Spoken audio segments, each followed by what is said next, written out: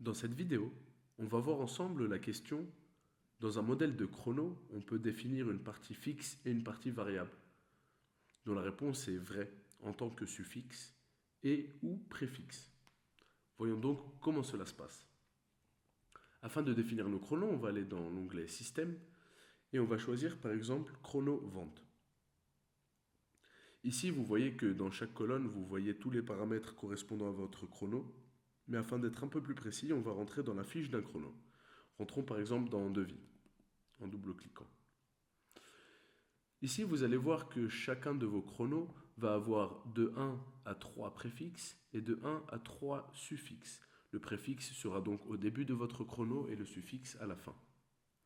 Pour chacun de vos préfixes ou suffixes, vous allez pouvoir choisir si c'est une valeur fixe, comme ici par exemple, ou bien une date en choisissant le format que vous souhaitez.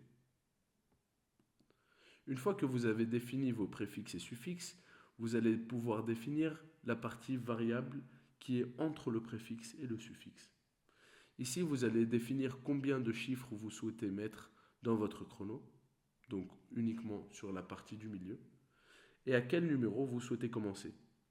Cela est très utile pour les entreprises qui commencent ou qui changent de logiciel en plein milieu d'année, car ça leur permet de reprendre la numérotation en cours. Ici, vous pourrez également décider si vous souhaitez que le chrono démarre à 0 en début de chaque année.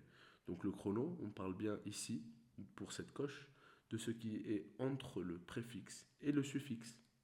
N'oubliez pas d'enregistrer comme d'habitude avant de quitter cette fenêtre.